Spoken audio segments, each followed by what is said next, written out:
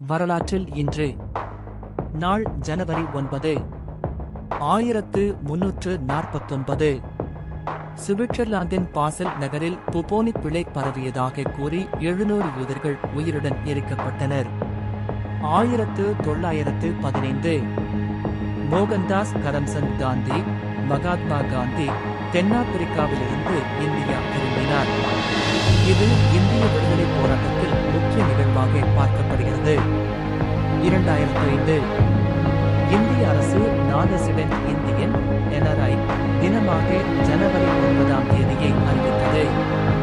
இதன் மூலம் உலகெங்கிலும் வாழும் இந்தியர்களின் பங்களிப்பு கௌரவிக்கப்படுகிறது.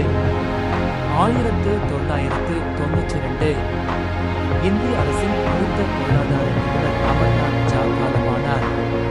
1493 கிறிஸ்டபர் கொலம்பஸ்